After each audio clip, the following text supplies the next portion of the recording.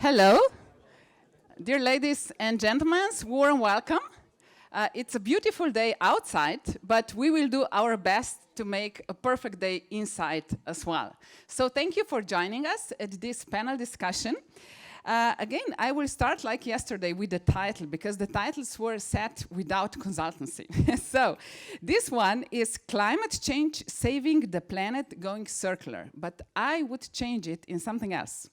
It is actually climate crisis, and it is not only saving the planet, but it is saving our civilization.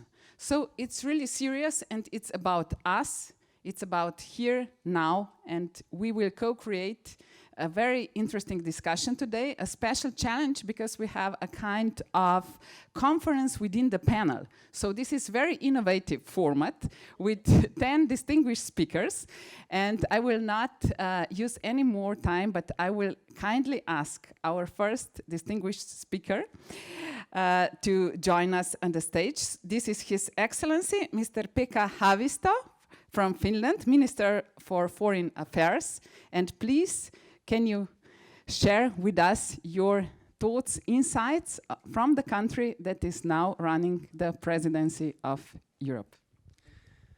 Thank you, Madam, and it's great to be here, and thank you for your opening words, and I think good remarks on the topic. I hope you didn't change so much the topic that this is not no more relevant what I'm going to say, But first of all, it's my pleasure to be here in Slovenia. We had just a meeting both with the Prime Minister and His Excellency Mr. President, and also the climate issue and this circular economy was touched. And of course, coming from Finland, we have now a new government with 5 political parties.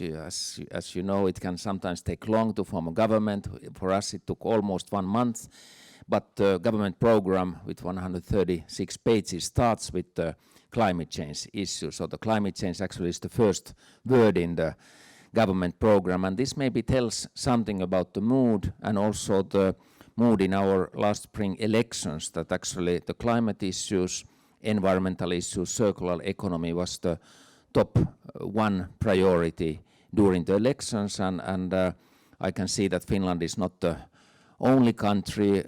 In many countries the same issues are debated, and I can see particularly that our Nordic colleagues are now very much on the same mood. There were elections in Denmark which also were called climate elections and so forth. So when having the EU presidency, it's very natural that the climate issues are very up on our agenda. Maybe even more acute issue, of course, are the example of the forest fires in Brazil, where we can see that the individual country or mishandling of problems in an individual country can really change our environment globally. And also it shows us how difficult it's sometimes to intervene in this kind of acute situations. I think our colleagues in Biarritz, the G7 countries, tried their best and are trying their best. European Union is also part of this economic package that has been offered to Brazil to help to take down the forest fires. When the foreign ministers of European Union were last Thursday and Friday in Helsinki, we at the same time had around 1,000 young people on the front of our Parliament House protesting and asking more action on the climate issue. So the climate issue is really combining the youth globally more and more. The latest reports from the climate panel IPCC have been, of course, very concerning. They have raised up the fact that after 1.5 degrees, if the global temperature is rising, become in a situation which is very difficult to control. And of course, this is what puts us in a situation that we should have very ambitious goals also for our own countries and for European Union to tackle the climate change. For Finland, in the government program, we decided that year 2035 will be our limit to reach the carbon neutrality. So that should be the year when we are no more increasing our carbon footprint, but instead our sinks are growing up to the same level as our carbon emissions. And of course, we would like to have this carbon neutrality for European Union by year 2050. As a presidency, this has been our goal, and some months are still to go to reach this goal of carbon neutrality target for European Union. We know that there are a couple of countries which are still pending in their views. We have had excellent cooperation with Slovenia, of course, on these issues, and we hope that we can influence to those countries that are still hesitant, that we could agree unanimously during the Finnish presidency of this 2050 very important goal. European Union, of course, is a very important player on this. I remember my years as the Minister for Environment when in 1997 there was the famous Kyoto conference, which was actually the first binding conference on the climate goals. It was chaired or hosted by Japanese Minister of Environment, Mr. Oki, and when finally the decision was made, he burst to tears and he started to cry. And I was thinking that he's crying of happiness because we finally reached such a goal, but he told me that he is crying because he thinks that this is an economic disaster for Japan, that we are having so strict climate goals. And now compared with those 97 goals, we actually have to have even much more ambitious goals today, and our economies are not sinking, which is good news. And why our economies are not sinking, it's particular because we are devoted also to support the circular economies. We have learned how to use the materials again. We have used how to save energy and so forth and so forth. Our economies are developing. And maybe one issue that was particular in last spring in Finland when we had the government negotiations, our industries actually lobbied for more ambitious climate goals. And this was the first time. I'm coming from the Green Party, so I have been following it a long time.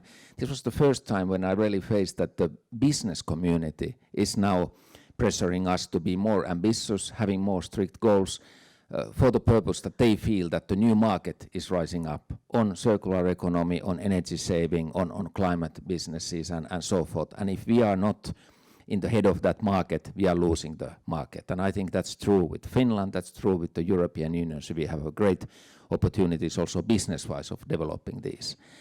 So, Madam Chair, I think this is my message and these are my introductory words, and I'm very curious to follow the panel. Thank you. Thank you very much. Thank you. Can you stay with me just for a few more seconds?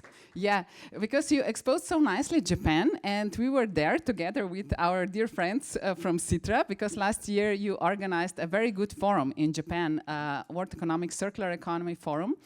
And what you just said, it is so nice to see this bridge between business and politics and the governance. So maybe a remark on that, because now you're having this presidency and Slovenia is holding it in 2021. What would be your recommendation on this stakeholder engagement? Because we are lacking that.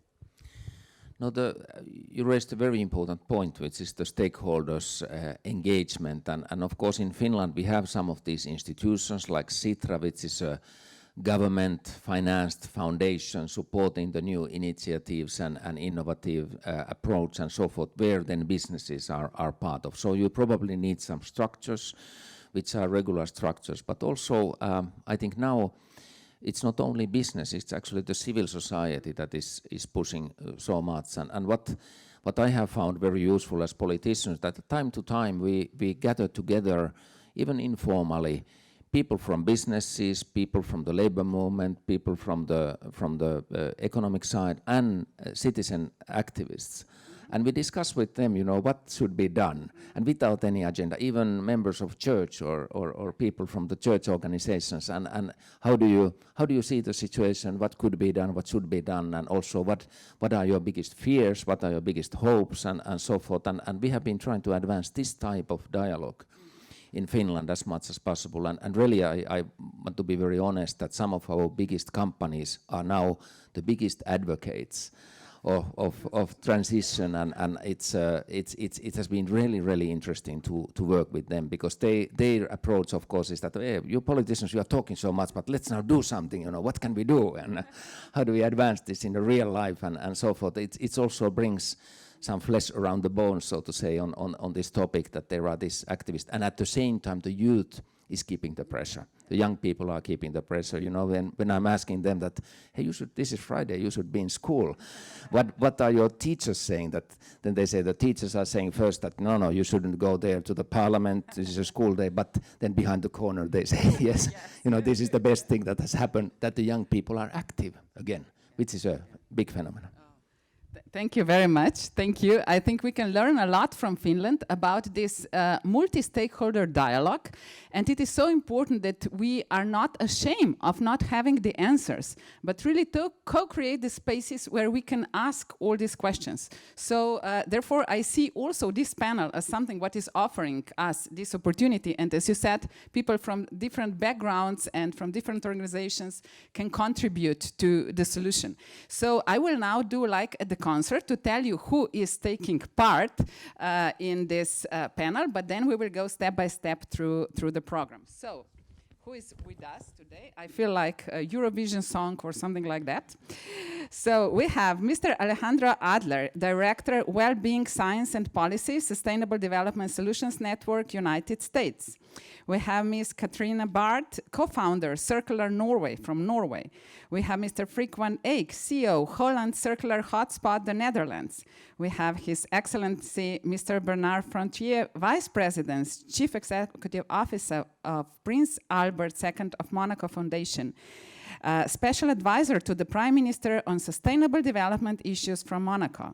We have Mr. David McGinty, Global Director, Platform for Accelerating Circular Economy, PACE, collaborating with WEF.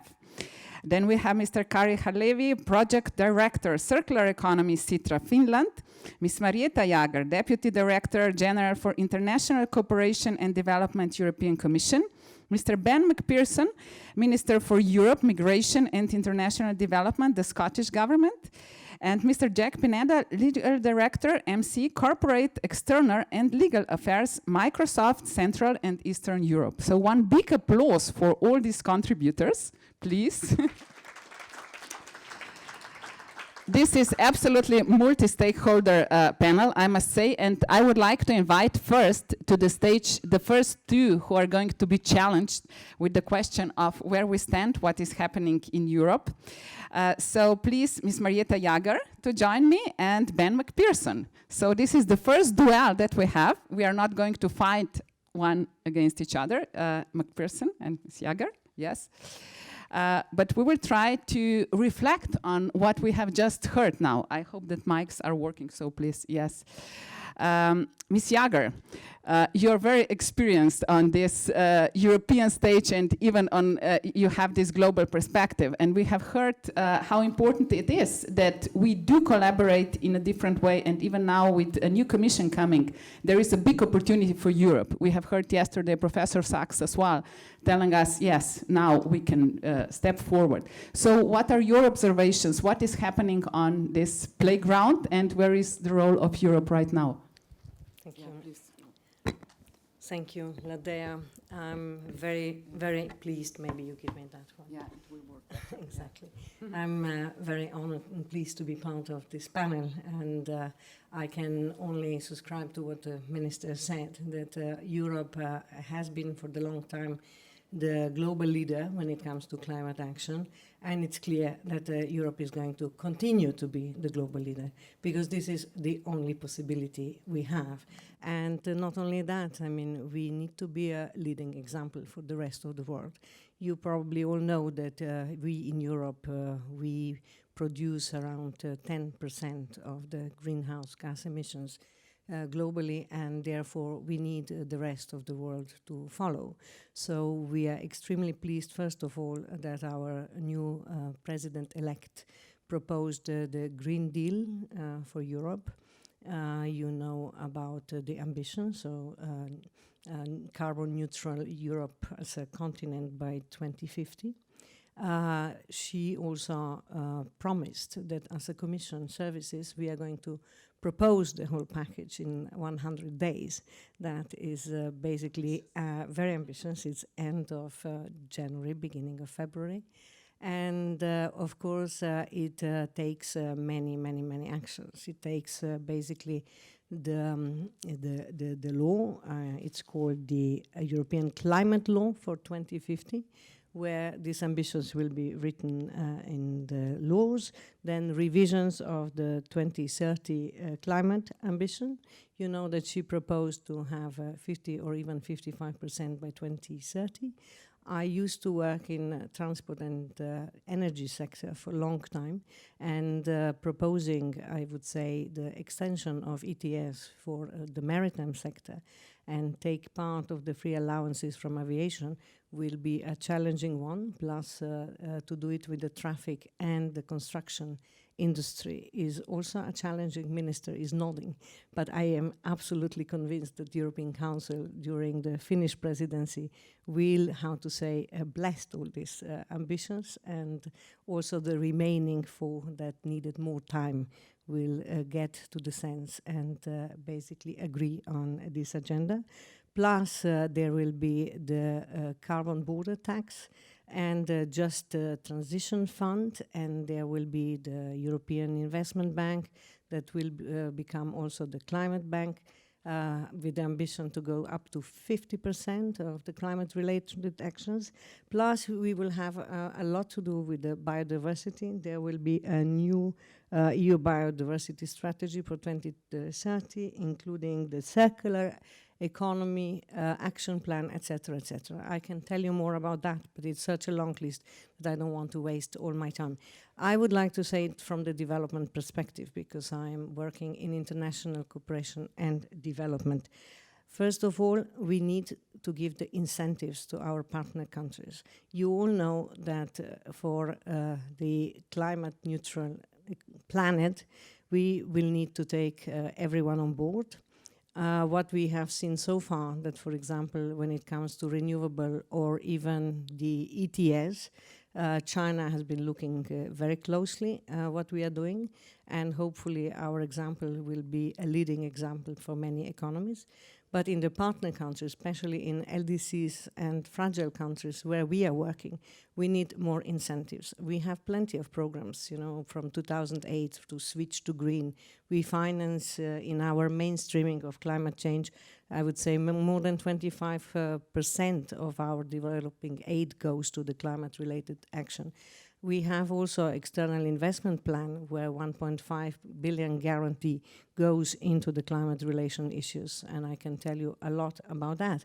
But all that, we need to work together on SDGs, because with the SDGs and Agenda 2030 is something that will unite basically the globe.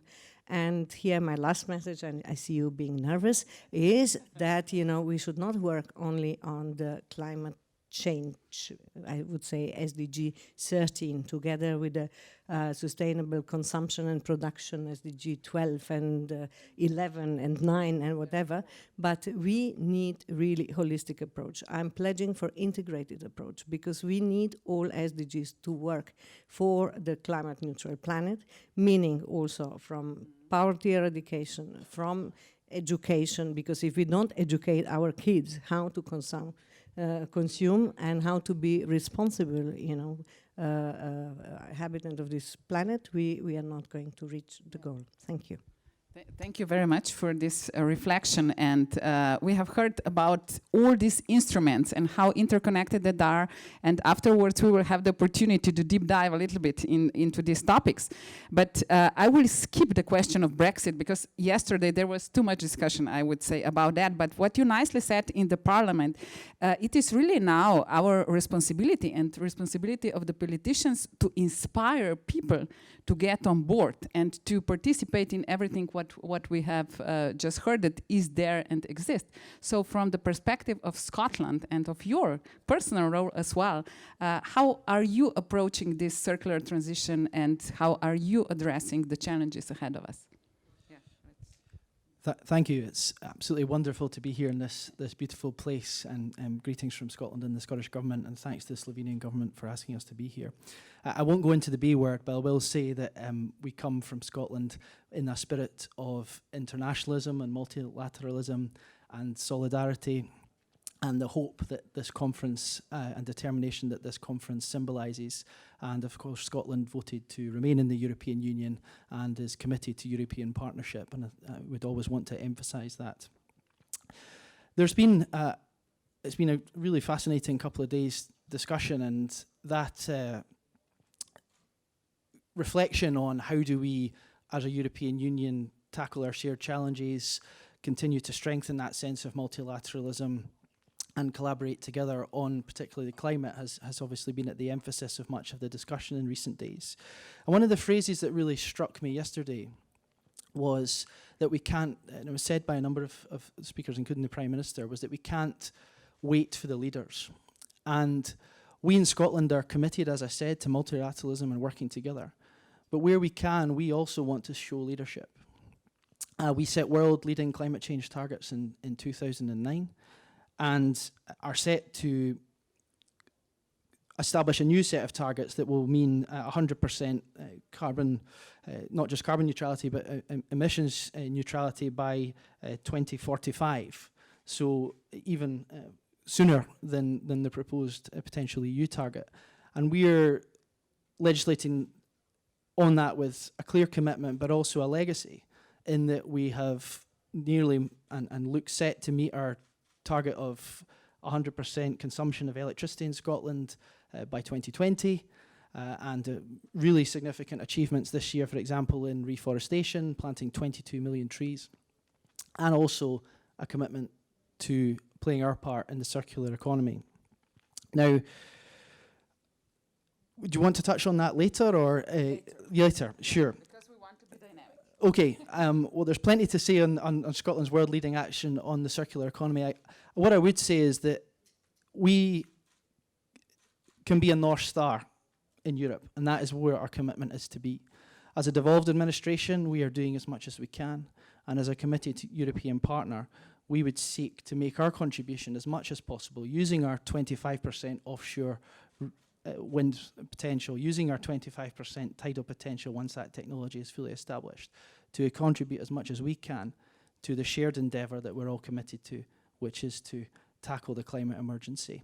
And indeed, the First Minister of Scotland, Nicola Sturgeon, will today not only set out again our commitment to European partnership and Scotland's determination to remain in the European Union, but also what new action we will take this year as a government to continue to do as much as we can in these urgent times.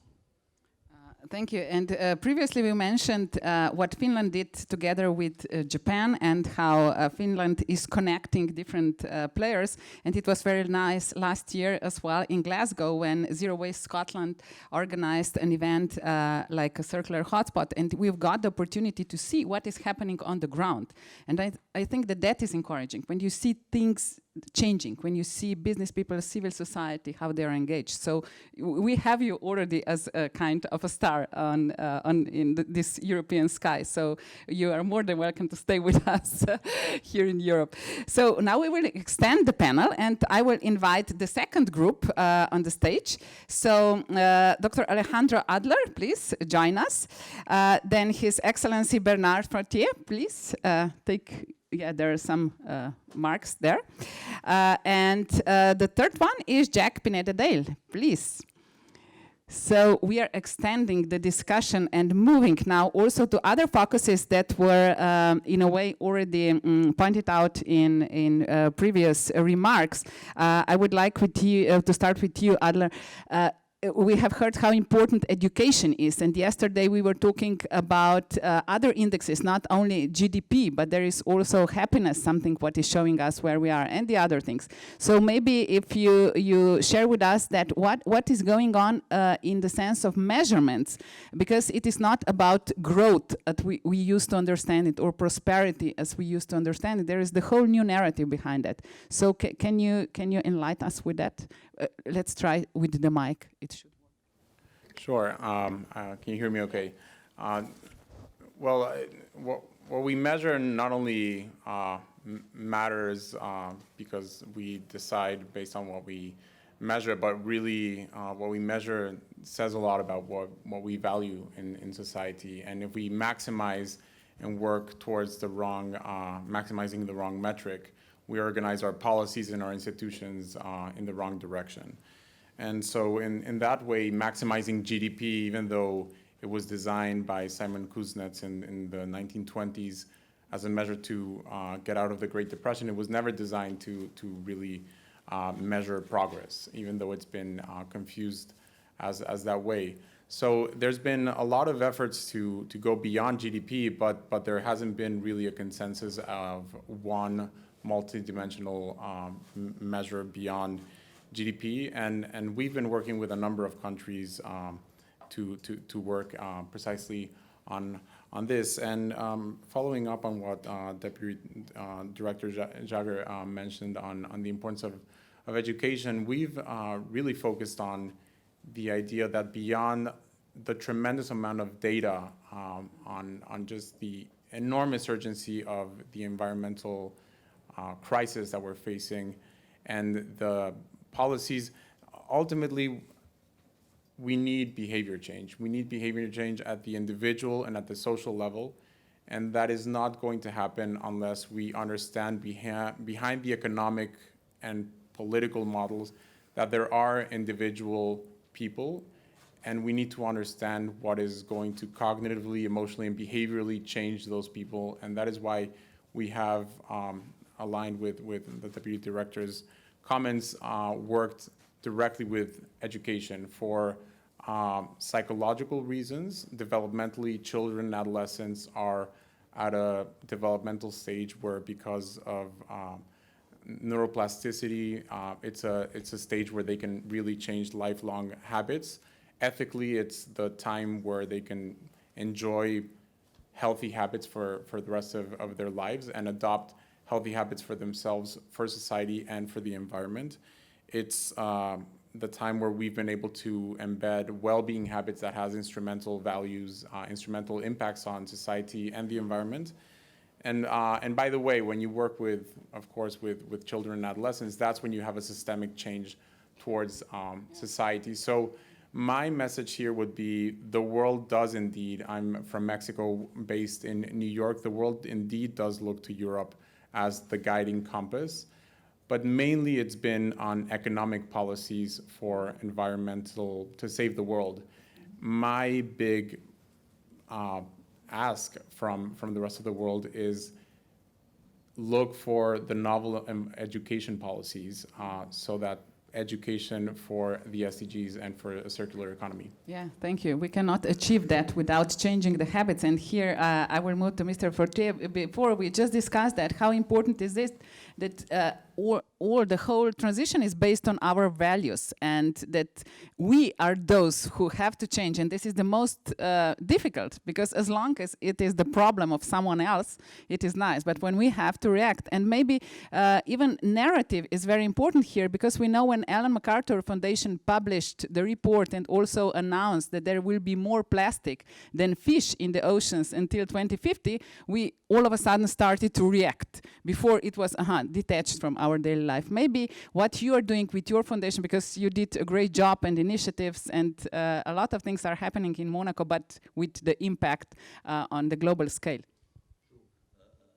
You quote the question of plastic. I think it's one of the most important question at this time, and it affects everybody, and it affects, let's say, small wealthy communities, and the one in Monaco, that's every other country.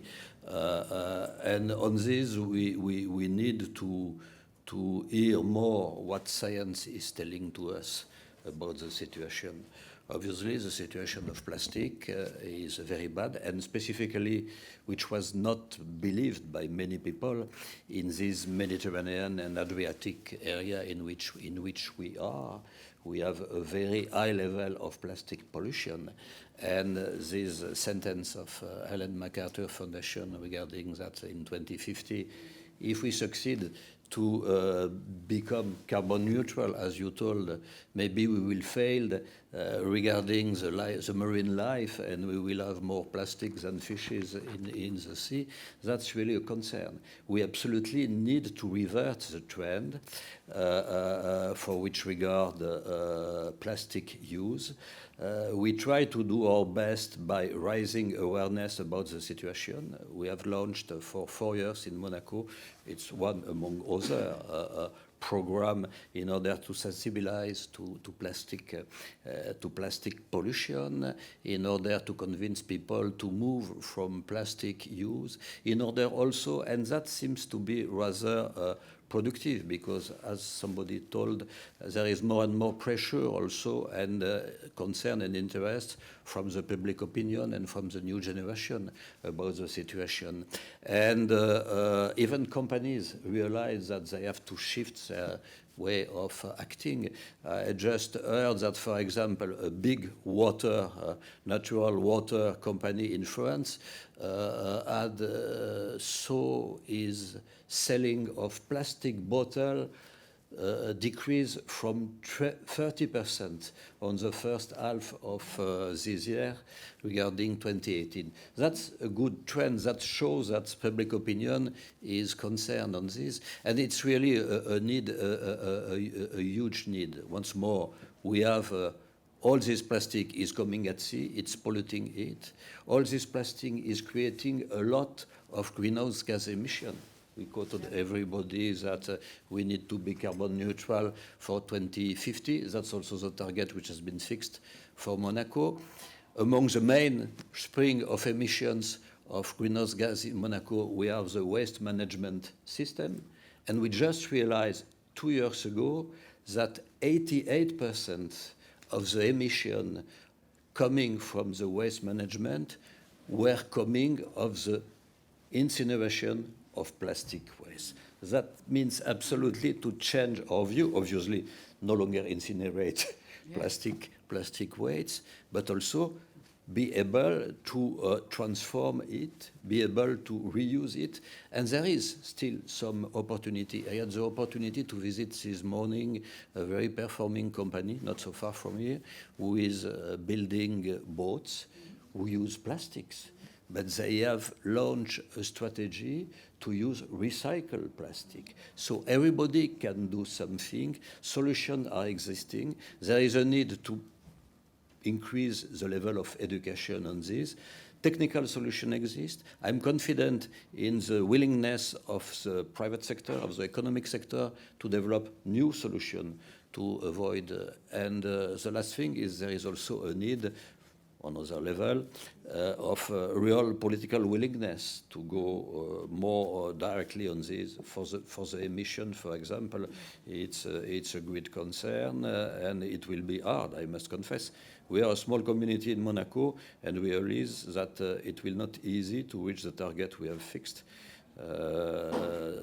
Carbon neutral to 2050 is so far away, but we expected to be minus 30% of emission in 2020. On the last census in 2017, we were at minus 15. That means in the coming years, we need to accelerate. So the challenge is tricky. Yeah, but you are on the way to and you know what your goal is. That is important. But what you mentioned is that sometimes we do not listen to scientists enough. But on the other hand, we know that there is a lot of data and a lot of knowledge around us, and somehow we do not use it properly. And the other thing is that we have another nice report on circular economy, and the title is "Money Makes the World Go Round." So it is also important where money is allocated and where the funds are and what is supported actually.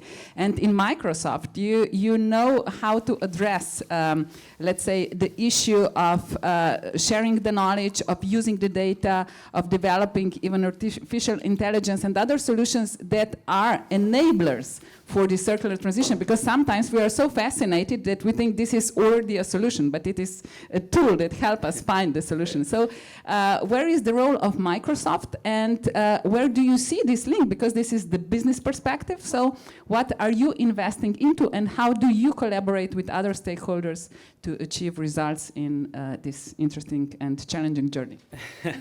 Yeah, that's a good question. And I think like the first and obvious answer is that this problem is a public-private partnership. And I think most of us have spoken about that. It's not only about the government doing something or about companies doing something or about citizens doing something. It's about everyone doing a little bit of everything. For us, as we develop artificial intelligence, we see that a lot of solutions and a lot of usage of artificial intelligence is in obvious industries like manufacturing, health, finance, etc. But not a lot of solutions are going into sustainability or with sustainability in the center. And that's what we're trying to focus nowadays, how we can ensure that there are developers there are companies there that are developing with AI solutions with sustainability in hand, or just purely sustainability applications or algorithms.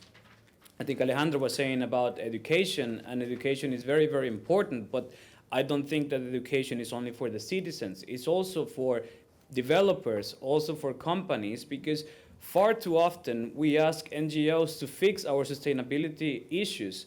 And these are usually NGOs that have 20 people and they don't have any knowledge on how to code AI. They don't know how to use this technology. They don't have the resources to get this technology. So for us, it's like how we can skill up a lot of these NGOs, a lot of these organizations, even governments, how we can skill them up so that they can develop solutions, so they can develop products or whatever that is sustainable in the center or sustainable as is. And I think that's very important. So far too much we have used resources as humans without thinking ahead. And now I think we have the opportunity to use AI in the center of developing technology with sustainability at hand and vice versa, sustainability with technology at heart. So. Thank you. I think it's very good remark. And now I'm opening the floor, yes, that you can, and then we will invite the rest. Please. And just a quick response. I mean, education as human capital development, not only in schools formally, but lifelong learning and definitely continued education within the public, private, and nonprofit sector as well. So education for the SDGs within the private, public, and nonprofit sector with the circular economy embedded within the SDGs. Yeah. Any other remarks from or questions? You can ask questions to each other. Yeah, since we have a long, lasting relationship, especially with the Gates Foundation, on issues like sustainable agriculture of this era, etc., etc., I fully agree that only the public-private partnership will make the trick, and the private sector needs to take their responsibility. So meaning also, to take the negative cost of circular economy.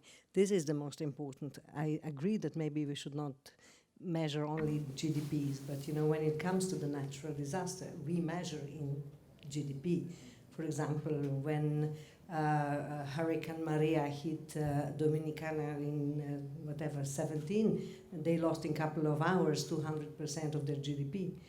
I mean, yesterday in Bahamas, we have seen again disastrous effect. So there is, the issue of fragility and natural climate-related, I would say, reasons that we need to tackle. But together, in education, who is the happiest country? Finland. No, it's Bhutan. No, it's Finland. It's Bhutan, still according to the... According to the report. According to the last report, it was Bhutan. We had it at the European Development Days. Doesn't matter, no, it's Finland or globally Bhutan. But I will tell you that in Bhutan, the best paid people are teachers. So basically here it comes. It doesn't matter who is first and who is not, but absolutely Bhutan is a country we can learn a lot from. Maybe some comments from your side to what we have heard? Not on Bhutan, it doesn't matter. Bhutan, just to stress regarding the level of weights, of our consumption civilization, you see. And that's something which could be partly solved by a better education, but a better behavior from people. If we consider that globally there is approximately 1/3 of the feed which is produced, which is wasted, that's absolutely crazy. So we absolutely need to be more cautious on this. There is some interesting comments in the last IPCC report on soil and agriculture, which has been published last month, and specifically about the part of intensive agriculture and its impact of greenhouse gas emission. It's close to 40% coming from intensive agriculture. That's something which absolutely need to be changed. And I must tell you that in the same trend, we will host in Monaco within a couple of weeks another session of IPCC, which will release a report on the impact of climate change on ocean and cryosphere. And I have already some ideas about what would be some, let's say, important line of this report. That's not at all positive, as well as regarding the impact on local population living along shoreline, that with impact on depletion of marine resources. And once more, we and I'm thinking mainly about private economy, but also political decider of important countries. We have a very small one, to be more aware and to hear more about what is told by science about the very alarming situation. And once more, solutions are still existing. Yeah, thank you. Before we invite the four practitioners, I will ask you, because we have heard this private-public partnership, and you allocated a lot of money. I'm back to Zero Waste Scotland. So you decided on the governmental level to promote that and to support this kind of initiative. So how do you see the role of the parliament here as well to co-create this kind of partnership? Because in our country, I must say, we are lacking not only maybe the knowledge, but the courage to do so. So your opinion on that? I think there's huge opportunity for government, first of all, legislatively and in terms of government policy to set the agenda. So, for example, we are following our friends in Finland and Norway and the Netherlands, their initiative around a deposit return scheme, and looking to introduce that in Scotland. And you're right as well, government can use resources to encourage that public-private partnership for development around the common good in communities. So using European Regional Development Funding and Scottish Government funding, we invested £18 million in 2017 to create an entity called Zero Waste Scotland. And that has, since that time, worked collaboratively and with initiative to develop community-based, SME-based action on the circular economy. And actually taking it even a stage further into community. So I represent, for example, an area called Leith in Scotland. Those of you who've seen Train Spotting back in the day will know where I mean, although it's much improved now. This is an area that is going through gentrification, but also has some issues of poverty still. Very vibrant. And Zero Waste Scotland created an even smaller body using community volunteers and community initiative called Zero Waste Leith. So that's really taken it down to the community level, but also utilising SMEs. And just two quick stories, very quickly, from that experience. I think of two examples in my constituency. One, a place called the Tool Library, where people donate tools and then borrow tools for whatever community purpose they require. So it's about the reuse and sharing aspect of the circular economy, as well as the recycling aspect. And then another place called the Remakery, where you literally bring things to be remade, both utilising volunteers but also paid individuals through the funding that we've provided. But also not just adding to the circular economy and the productivity of that and the environmental benefit of that, but also something that I don't think we've emphasised quite enough today, which is the social benefit, where the Tool Library can bring people together who are suffering from loneliness, or the Remakery, to touch on the education point, can bring young people together to teach them how to fix a computer or do some coding. So that is the power, I think, as well of the initiative around circular economy, with government putting a bit of support behind it and the SME and voluntary sector uniting behind that vision. I love this message very much, because sometimes, we forget this social dimension, how important it is to build a community. I'm also a contributor to Kyoto Manifesto on Global Economics, and the statement there is, we used to live in a society, now we live in an economy. So we forgot how it is really to co-create, to collaborate, and to build things together. So it is not only about SDG 12, about consumption and production, but it is really how to provide environments where we can do things together, and then it comes repair, reuse, share, and so on. So very important. You wanted to add something, or shall I? Yeah.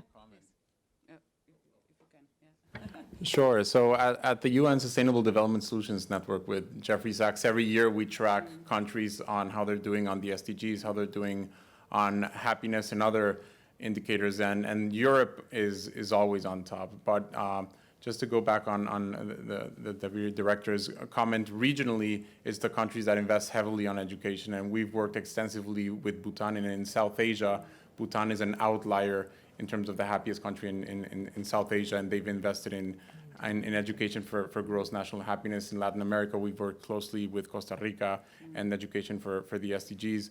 And in Europe, it's no surprise that Finland, with its tremendous education system, is the happiest country in the world, actually. And Sweden is, I think, a little higher in the SDGs. But all of this to say, Europe is the spotlight for the SDGs in the world. But I think in terms of building a case for education policies towards the SDGs, it can be a North Star, an even stronger North Star than it already is. And Slovenia, we have the document that is called Vision 2050, and it is based on well-being. So we are the country that would like to make this kind of life happen for everyone. So I would like to invite I would say, the real change makers to join me here. So Katrien Barth, Frick van Eyck, David McGinty, and Kari Herleve. Please, now we have those who are working, you can take whichever seat, on the ground, and really working hard on that to establish this kind of partnerships, private-public, to engage people, to link this bottom-up and top-down approach. So different sizes of organizations in different stage, but it would be interesting to hear what is going on where, because according to that we can see where we can find also the correlations or what we can learn from each other and how to go on. So I will start with Finland and Sitra. Kari, we have heard a lot now. Now it's like we will all move to Finland, you know. So please, Sitra, and your role. You are very unique, we know. Yeah. Thank you, Lada, for the kind words, and everybody here. So Sitra, as Minister Haavisto already told, we are under the Parliament Future House for Finland, and really try to make sure that Finland is on top of the things that are important for the country, and 50 years old fund already, so for some time, and financial independence as well. We use only the returns of the endowment capital. In circular economy, one of the key things for collaboration was, of course, the World Circular Economy Forum that you Lada, also mentioned. And in June, I think maybe the biggest things that we saw was really the fair and just transition. And as we've been talking about the economic potential, and we should keep on investigating that, we should also think about obviously the SDGs, but also the kind of community empowerment and fairer consumption patterns, etc. And obviously education, but also how jobs will change with this kind of transformation. And that's an area that we are working on currently. Secondly, I think it's really about the governance side, and there I think many things relate to the material flows, and especially trade is the connection between these flows, and there we should look much more about the service sector and how that could be boosted. Of course, product as a service models are very important, and we should emphasize that, and especially I think digitalization and these kind of artificial intelligence solutions that are required for system change are important. But at the same time, we are also investigating the emission side of it. it will be growing fast, and we have to take care that it's also based on renewables.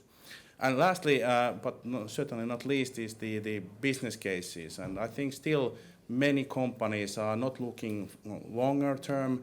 They are not looking the product design, and really they are not rethinking the value, and they're still pushing stuff out. So how we could actually, make a change there, and obviously Swedish friends is always good to remind here. IKEA has a great goal by 2030 to use on renewables and recycled materials. So if you have a clear vision, it's easier to put the metrics in place. And I really like the Hans Brunig's comment in the World Circular Economy Forum in June, if you remember. He said that if you want to really lead in circular economy and nobody is following you, then you are just taking a walk by yourself. Thank you. Hopefully we won't have to walk. We have to walk, but not by ourselves, but together. Yeah, that is showing. Katrina, I will go to you because Finland is now a kind of a country in the spotlight, but you're coming from Norway and you are the co-founder of Circular Norway. At the same time, we understand these Nordic countries as countries that can collaborate. So it's also something what we are maybe lacking in the region to have this knowledge or even this capability to collaborate. And what recently, when I was invited to your event, I realized how important trust is and transparency in Norway. So once everything is based on that, things for one outsider looks like in a fairy tale, because this is such an important currency. So maybe your journey of Circular Norway and of this collaboration with Nordic countries in the context of Europe. First, Circular Norway was created in Finland when we got the revelation that there is a huge movement going on in Europe, and Norway was really lagging. Nobody talked about circular economy and in the notion of waste management, but that's only problem solving in a linear economy, being excellent problem solvers in a growing linear economy. So the risk picture was very clear for us when we saw actually what we learned from our fellow in Finland, that we cannot try to reinvent the wheel. We just have to start learning as fast as possible. So how could we connect to the global circular community, learning from Scotland, learning from Netherlands, and learning to how to engage. And what our business communities saw immediately was we are actually walking on a huge growing linear risk. This is not about when are we going to go circular, but how long can we remain in a very clear linear risk. And we see this also on behalf of the businesses, but as now we are investing in World Economic Forum, they have been presenting global circular gap report, actually to share with us that the world economy is only 9% circular. So we were wondering how circular is the Norwegian economy. So now it's the business community, they are now co-funding this national gap report just to make us have a baseline so we can maybe catch up with the European tempo, which has happened since 2015. So we're doing anything we can to become part of the circular community, and the stakeholder mapping or stakeholder group here is very interesting. What can Norway contribute in a circular global economy? I think you're very much to it. We were saying we could transition happens or change happens for two drivers. Either it's burning platform or it's burning vision. And so I quote you, why don't we go for the burning vision? It's much more joyful and it's much more feasible to work in that one. What are you can work with the economy, in the circular economy, and we also chose to work with the technology. How our frontier technologies how can they emerge, the solutions. This is also how we tested on a construction industry. And what we discovered is what we always see, collaboration is so difficult. We thought we would need to, Norway cannot reinvent this, we need to work with our Nordic fellows. And then I meet the business community say, no, we cannot work with the Swedes. No, it's difficult to work with the Finland. So nobody wants to collaborate. And then I discovered something which is also very beautiful. It's circular diplomacy. How our diplomats actually need to connect our nation states and our businesses again. And that's how I also learned why are the Netherlands so front runners, because they solved huge water problems decades ago. So they actually have a system for collaboration. And this is what we're trying to do now. How can we make a system for collaboration so we don't make a Norwegian circular economy, have Finland's circular economy, but very fast we have to do the water management system as you were trained for. And so this is the transparency. We have to trust each other, trust that we solved difficult issues before, and it's not only Norway, but face value is important. You have to know who you will be working with, then you can open up. Very inspiring, Katrina. Thank you. And Frick is the one who is actually already nominated by us to be the circular ambassador, because you're the one who is connecting us here in Europe. And we have those countries that are not officially part of Europe, but collaborating under the umbrella of Circular Hotspot. So starting with Netherlands, and during your presidency, you put Netherlands on the map as the country that is a circular hotspot of Europe. And after how many years now? 4, actually, yes. We see the impact of that, 3, yes, only 3, of this ambition. So for us, now with my Slovenian hat, it is interesting how you used, in a good way, your presidency for connecting those players in Europe that can contribute to the circular transition, what Katrina just nicely explained. Okay, back to 2016, the Dutch were sharing the European Union, and circular economy was quite alive internally. And then we thought, let's show this also to the world. So we had let's say, an exhibition room for 6 months, and we had an incoming trade mission. 200 participants from 20 countries, no, 50 countries almost. And what happened, to our surprise, is that everybody loved it. They said, you're not just talking about circular economy, you're doing it. Multinational startups, municipalities, national government, knowledge institutes. Then we knew that we had something good. There was a demand. So we were just experimenting a little bit, making things happen. And we realized that there's demand and a need in the world, let's say, circular solutions to global challenges. And we thought we have to treasure it. And actually, we took it far more serious than before, because we had this platform and it was taken seriously. Our Dutch government has now one of the most, let's say, advanced circular governmental policies in the world. We want to be fully circular in 2050. And in, let's say, 2030, 11 years from now, we want to be halfway in the use of non-renewable resources. That's a moonshot. It's crazy. And believe me, we will not get there, but we will get damn close. And it's very inspirational. So it lines up, I think, all our society. Well, just a moonshot is not enough. You have to do more. So we have 5 transition agendas, market segments, and where we have priorities and a roadmap. So then actually you can focus your industry. After a couple of crises, SMEs, they just have €1 to invest, so they want to invest in an area where they know that their government or the municipality is actually doing something. So that helps a lot. But then again, it's not enough just to have a moonshot and 5 segments. It's also about interventions. Take barriers away, it's the carrot and the stick, stimulate circular procurement, for instance, that there is a demand for these new circular products. It's about access to R&D, access to funding.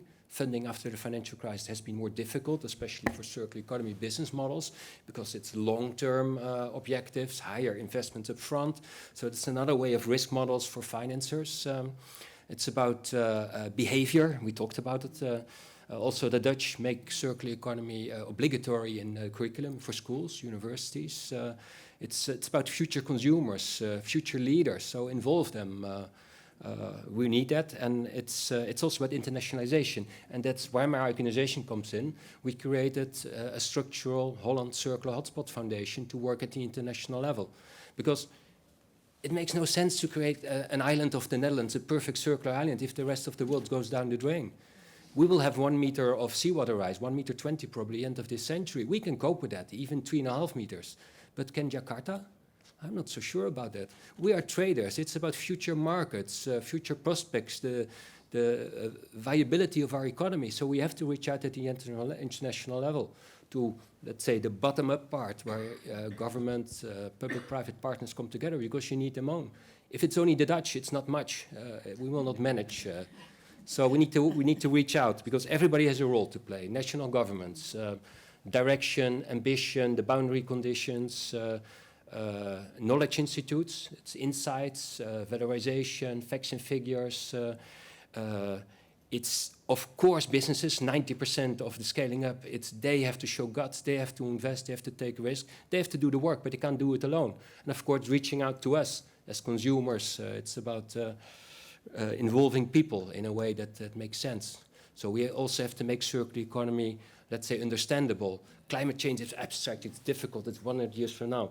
Show them how big the problem is in very simple words. If food waste was a country, it would be the 30th emitter after China and the US. With going circular, you can solve 30% of the emissions in circular agriculture sector. And there are solutions today, happening today, not only here in the Netherlands or in Finland, but also in South Africa, also in Vietnam. So you can start today. That's the storyline we need to work. And we want to work, let's say, with the community of hotspots, because that's where it's vibrant, it's bottom-up movement, where you can create an accelerator. It's typically non-for-profit platforms. It's where a spider in the web between government and knowledge institutes and businesses, and just sharing best practices, shortening time to market, sharing tools. We can learn so much from the Finns on bioeconomy and from the Swedes, but we can learn also from very simple solutions which happen in rural areas in Africa, which we have forgotten. We lost the skills for remanufacturing, so we can learn that as well. So just by sharing, you can really, let's say, accelerate it. And we want to create this network, expand it. Since our Dutch Circular Economy Weekend, I think we have had 8 new circular economy hotspots in the world, and 3 more are coming this year, in Australia, in Canada, in the Czech Republic, in Slovakia. So that's wonderful. So our family is growing. Now we need funding to make it even happen faster. But we have someone, David here, who is the global director. So now we are coming to this global aspect of the whole story of Platform for Accelerating Circular Economy, PACE platform. So it is something what has this global, not only ambition, but capability to connect all these initiatives. So how do you see your role in this context? We have heard different stories now, and maybe to wrap it up in a way, what is the role of PACE?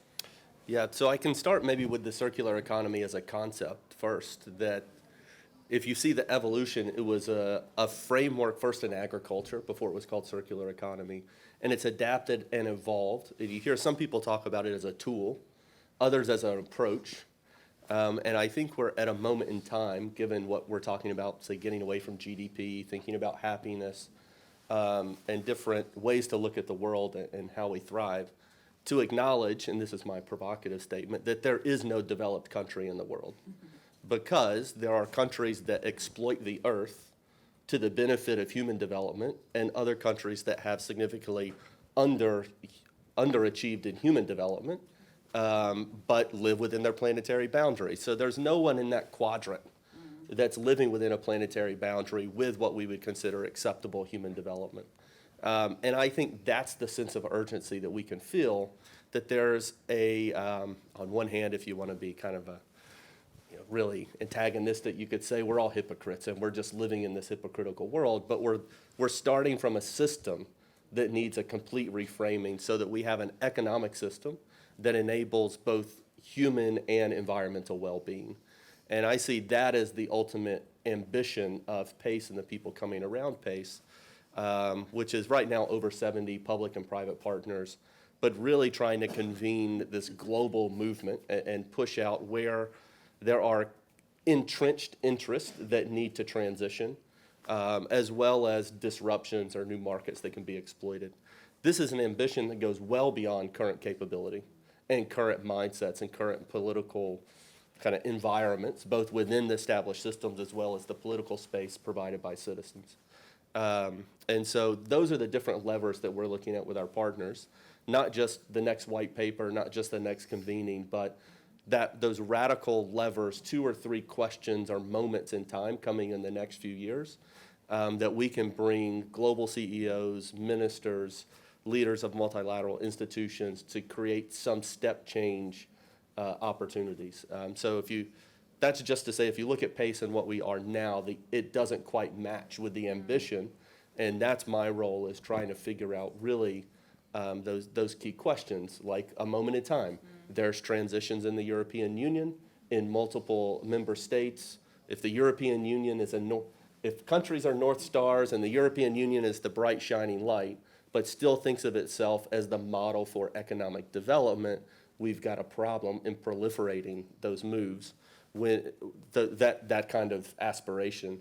And when we look across the globe at the different initiatives coming out with different countries, still most of the work is aspirational in the achievement, but the action is around waste. So I'll take plastics as an example. Plastics is beautiful. It is a huge problem. 5% of the world's petroleum is used to make plastic, only 5%. Most of the embedded carbon is sitting in the built environment and infrastructure, but you don't see the political movement around infrastructure investment. So I think getting to some of the things that are a little bit less exciting, like tax. I'm a tax lawyer by background. It's another minister and a tax lawyer mixed together is what my background is. So tax, government procurement, these types of key levers that really move billions and trillions of dollars a year in investment is where we've got to really push. Thank you. I think that it would be very nice to open the discussion to our audience because it is about multi-stakeholder approach, engagement, and so on. So please, is there anyone brave enough to ask the first question?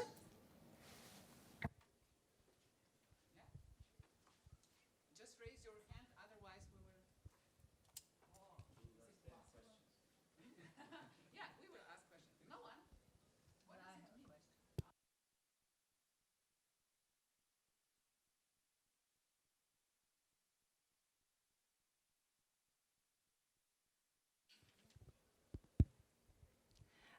Hello, my name is Mariana Dermil and I work for Government Office for Development and European Cohesion Policy. I would have a question because I think that we need to really start acting towards decoupling, or if you want to say it more radically, degrowth. And I think that this is really a fundamental issue, and I would like to congratulate the last speaker on, trying to phrase the really radical questions, because I think that we need to do that.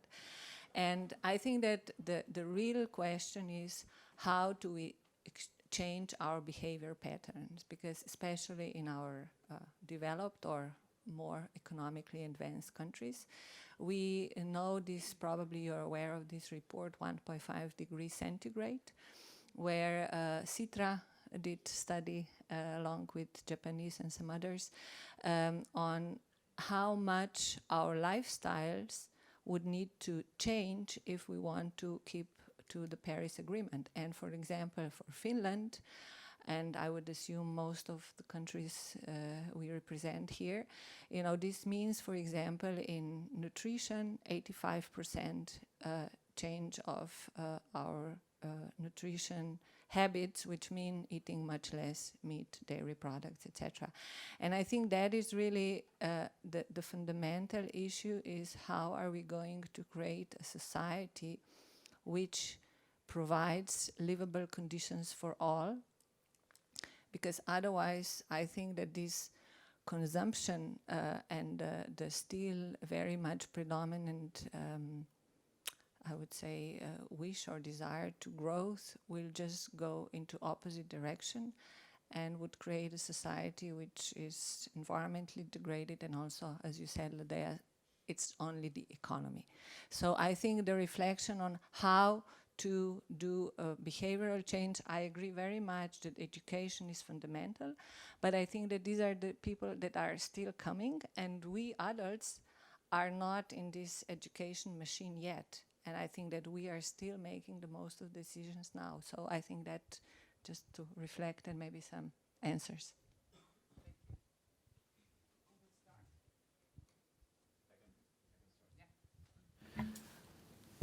I think that, change of behavior and culture is important, but that's just not going to cut it. Whether the whole of Europe stops eating red meat is not going to make an impact in the climate, unfortunately. We can try, but that's not going to happen. So it's a bunch of elements joined together that will make that impact. And it's not only Europe, and that's why I think a lot of my colleagues here were thinking, or were saying that we want to be the leading example in the world, because we want people to follow. And you do have a point as well. It's not perfect, but we are trying to improve. And I think when you're trying to, and you're talking about maximizing resources, it's also very important when you're talking about a change of cultures, how or change of behavior, how you can ensure that with education, with technology, using technology to maximize resources. We have, and we're sponsoring a lot of projects around the world that measure, for example, in agriculture, how you can use less water to produce more food. That's some of the grants we have. AI for Earth, we have pledged $50 million for this kind of projects. So how can farmers around the world use less water by measuring how the humidity is around, how the heat is around, etc. So these are the kind of things that I believe will help not only our change of behavior, which is absolutely necessary, and we need to start doing that, but just doing that will not cut it. Yeah, I will go further on. Just because it was such a good point, I just would refer to that, what you said, that sometimes we forget that this switch from products to services can save a lot of resources, and particularly in agriculture business, I would like to emphasize that because also for our region, it is of great importance. How really to have the approach toward agriculture, what kind of concepts to implement and so on. And here, the solutions that are connected to this digitalization, data management are of great importance. So I would just like to put it on the agenda. Sorry, yes, please. Sure. When we talk about behavior change as the biggest both challenge and opportunity for the next 31 years, essentially, we're not just talking about nutrition choices, but decisions made at the policy levels, at the technology levels, at the highest ethical decisions that adults are making every single day as to what technology, engineering, and so on to use, which resources, natural, economic, and human, to use or not use. So, and yes, it's hard to change what adults do or not do, and that's why it's not an education or I guess invest in schools and changing children and adolescent behavior or adult behavior. But we've seen that when adults see that children and adolescents start thinking and behaving differently, there's a change in how they in their own attitudes and values. Whether it's their own children biologically or the children in their communities, when they see children embody different values, and that's the key that we see. It's not a change in ordering a salad instead of a steak.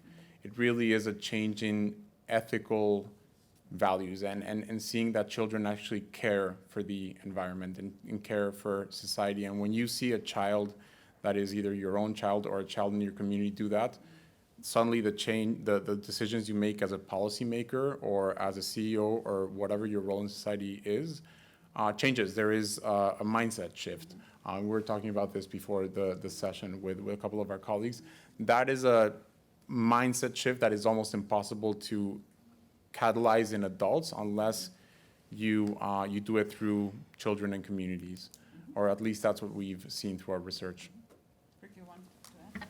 Yeah, I think in the Netherlands we often say that circular economy transition is often 20% technological innovation, but 80% social innovation.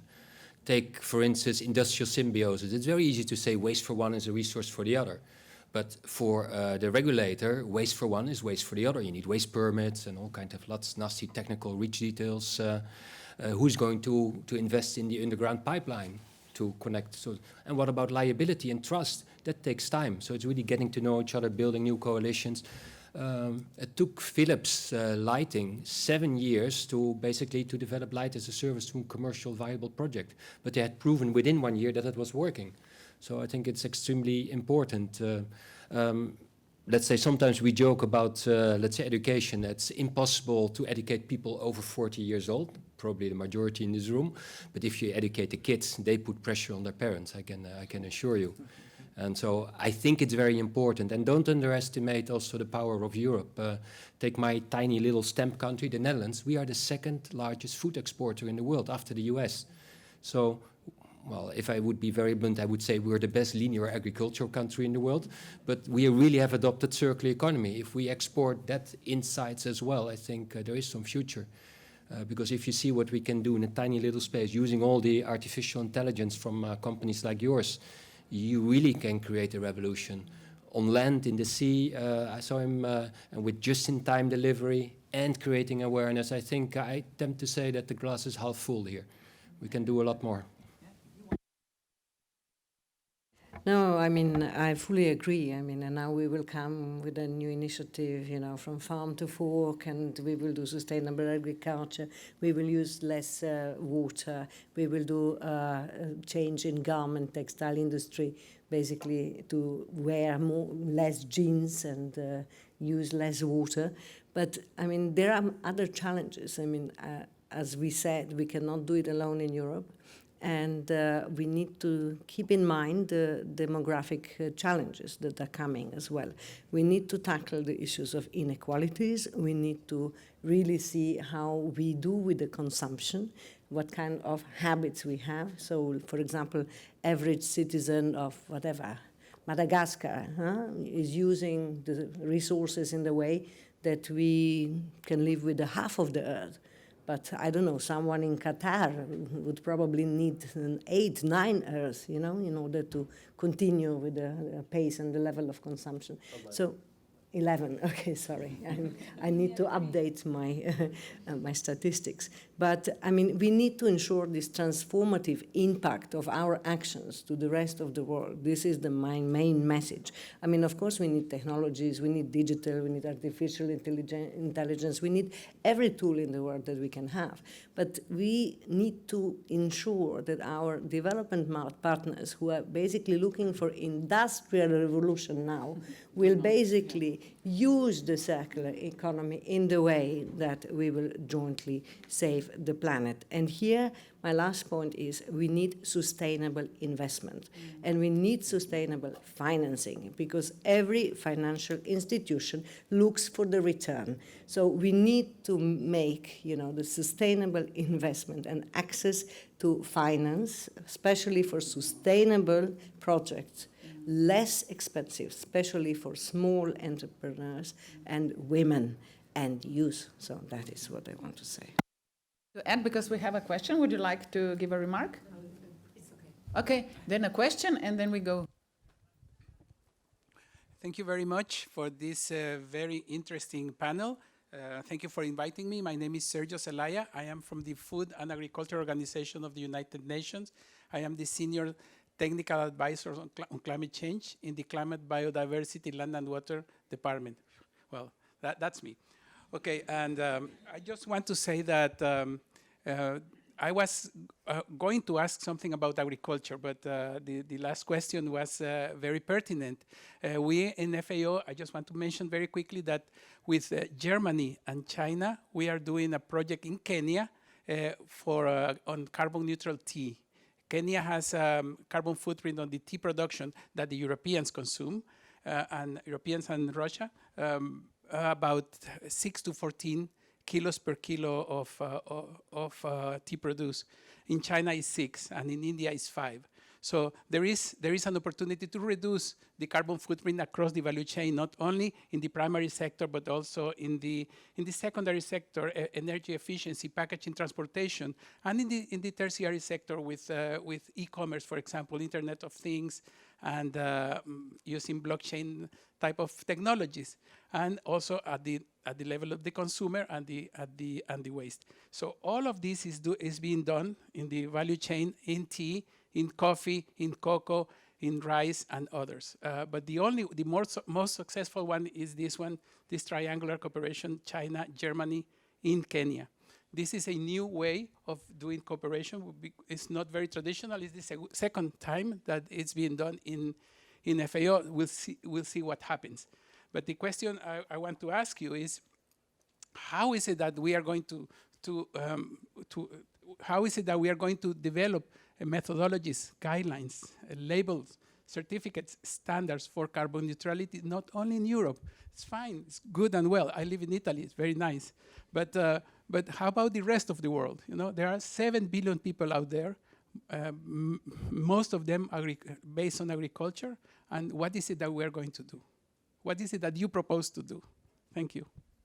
Thank you very much for a remark and for the question. Who is ready to bid in that one? No one? Thank you for a very insightful comment. I think you are very right. When we are able to to connect the CO2 emission to material footprint, that will be, and it needs also to be, you see now product environment footprint will be a badge.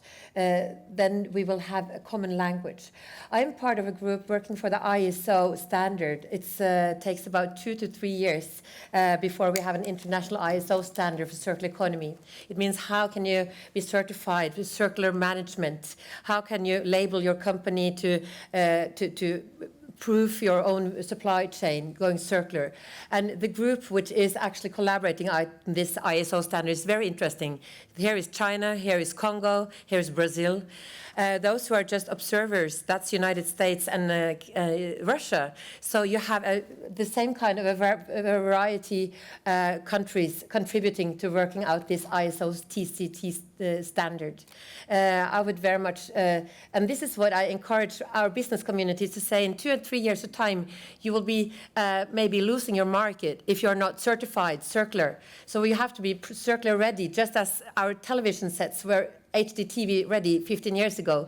So we know this transition is coming and working along these system changes as well. And I love to learn more about this China, Kenya, and Germany collaboration. Thank you.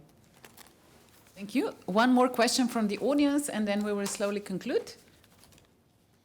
Is there anyone out there? Okay.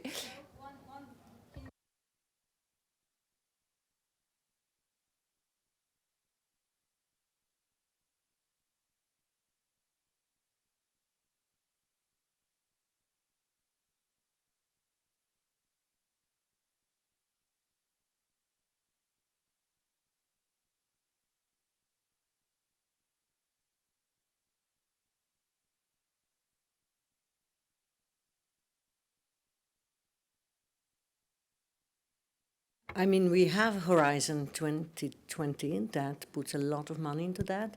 We also have a cohesion policy that, for example, in the last financial perspective spent, I think, around 150 billion on sustainability and circular economy.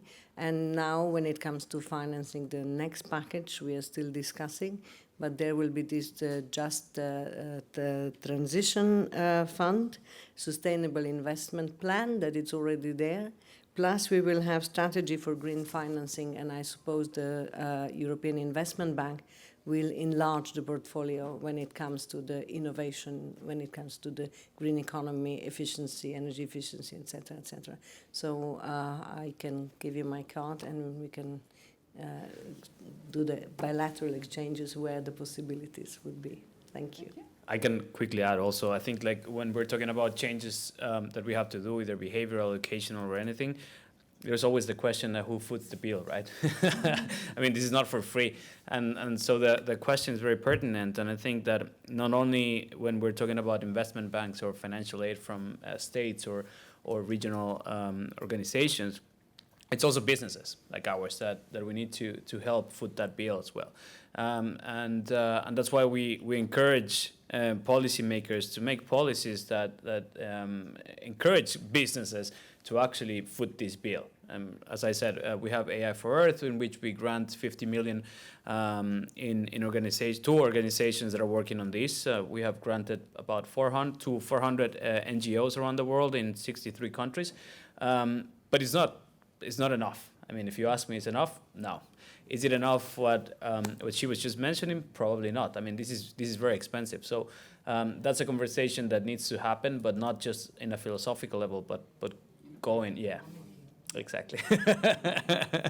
And I might be probably shooting my own foot here, but I think it needs to happen. Very good. Okay, we will do the final round because we agreed before this panel that each of us, or each of you, will contribute one thing that you will do in the next year, so that if we meet in such a set like we are today, we can see the difference. So one thing related to the circular economy, to this, as we said, to prevent this climate crisis, or at least to contribute to that, not to go beyond all the limits where we are going, within your organization or within your scope of operation, or in a role as a mother or as a father or whatever, what is that one thing that you can commit to? And we will start there, but the last word will go to David. Why? Because we also agreed, because he is now putting together the ambition of PACE and really how to do it on a global level. So that is a kind of harvesting that you can then bring to your board, because you have a meeting, and say, look, here are 9 proposals, and hopefully it will help. So Katrina, can we start with you? I feel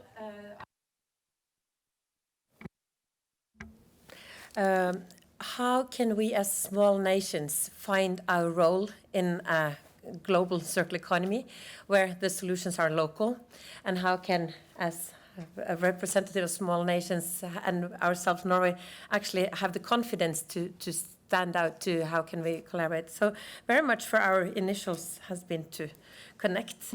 We would like to see how could we continue to maybe have a talk. We think how can I have a circular summit? How can we share our construction innovations ideas? So I would love to see if I could share our construction innovation with one touch point in Slovenia, one in Monaco, and one in Glasgow. I'm very sure that something will emerge out of that. Thank you. Very concrete. We like concrete proposals. So we are all circular aficionados. We love it, we believe in it, but when we travel, we often notice that circular economy is not understood well. So we want to link it to topics that matter locally, like the SDGs, like climate change, which is fuzzy, which is political, which is even aversion to the also to the topic like cities, the place of action. So what we will do for the COP the end of this year is link circular economy to climate change in infographics. Make it very simple, understandable. What's the problem in agri-food? What is the solution circular economy transition can bring, all with quoted references to respectful institutes, and show them that it can happen today. In the US, in Vietnam, but also in Ghana and the Netherlands. So you can start acting today. So you make it approachable for very simple numbers, and that you can start acting today. So that's what we will do at short notice. We gladly share it with our network because everybody can enrich it with their own examples. Fully agree to proceed on having a conversation ongoing with Slovenia and Norway. There is a lot of, let's say, opportunity in the near future. I'm thinking about topics which are linked to the ocean. Norway will host a big conference in October on oceans. And that's one of the situation of seas and oceans is one of the main problems regarding a non-sustainable way of consumption. And there is some interesting things to develop in the field, for example, of having sustainable aquaculture, for example, which is a good example of a good management of an activity which can solve a lot of problems regarding feeding, which is not well addressed at this time, but for which many improvements are on the way. So that's a topic. And once more, the question of plastics, which must be solved very quickly. We try to do it in Monaco by banning, let's say, single-use plastic for 2 years now, by banning from beginning of 2020 any use in plastic related to food activities, and and replacing. You have a good example of circular use of products which for century or for decades at least has been used and has been lost of view. I'm happy to see again that we leave plastic for glass. Thank you. Sure. We have an online university, SDG Academy, that you're all invited to visit, where we host free open MOOCs, massive open online courses mostly focused on the SDGs. And so when I get back to New York, I'll strongly advocate to start a MOOC on the circular economy, but very much linked to the SDGs, as I've very much learned, especially during the panel, but during the last few days, as I've been doing research, that the circular economy is not an isolated, siloed concept, but really is a cross-cutting and should be cross-cutting across the SDGs. So that's, I'll advocate strongly, and hopefully you'll see a circular economy MOOC on SDG Academy within the next year. Yeah. For our side, I can say that we'll continue to try to increase the percentage of the circular economy in our development cooperation, development aid. So with the new financial perspective, we should have a budget around 90 billion, and we will increase our climate, I would say, related activities to much beyond the 25%. Also, we will continue to work on the guarantee and innovative financing to help our partner countries, basically to provide them with the, let's say, access to finance that they need. But my last word is we need multilateralism. Not only it's enough that this is the Europe DNA, but we need to work together. There is a climate summit now in New York, September 23rd, and then we go to Chile to COP25, and we need to basically redouble our effort and also to make the Beijing of 2020 what we had in Paris for biodiversity. So this is what we need to do collectively. We need to redouble our efforts. Thank you.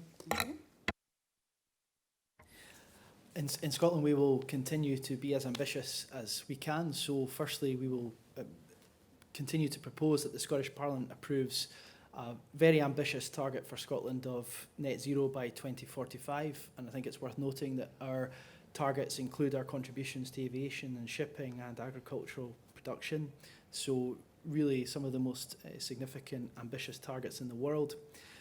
We also, our First Minister, as I mentioned earlier, will propose our programme for government to the Scottish Parliament this afternoon, which includes lots of very exciting announcements, none of which I can tell you about right now because the Parliament's got to find out first. But I think you'll all be very interested. So if you follow at ScotGov on Twitter, you can find out this afternoon, and I will do my best to share that news as well. So that will be another strong commitment. And I also just emphasise where I started, which is that in these times of great challenge for Scotland, where unfortunately Westminster and London seems to be shutting down and the British government is looking inwards, we in the Scottish Parliament are looking to continue to face outwards and to step up to our shared challenges and collaborate not just across Europe and beyond. So if I could ask maybe something from all of you, which is to continue to show your support for Scotland and show solidarity towards us and leave a light on so that we can find our way home. Thank you. We will. You're the last. No. Yeah. You also said personal, right? So I can say a couple of personals. So I've kind of stopped eating red meat, not really voluntarily, but I've done it. So I'll continue doing that, and I need to get another car next year, so I'll get an electric car. And from a company perspective, we'll continue giving these AI for Earth grants. And also we have a target of having 60% of renewable use of energy in our data centers, and we will continue to be in carbon neutral. We have been since 2012, so we want to continue that. Yes, from our side, there are many things, of course, ongoing, but maybe for this audience, the interesting is that we are investigating, hopefully with international partners, about the circular economy and trade aspects, and especially about the service side of circular economy and what are the barriers and obviously opportunities in improving the digital service solutions as well. And hopefully that could end up as some kind of study in the future as well, but it's early days discussions. And obviously next year the World Circular Economy Forum hosted together with Canadian government in Canada is on the radar as well. And when you started the personal, maybe I also continue that. So on Thursday, finally, we get solar panels on our house roof. Yes.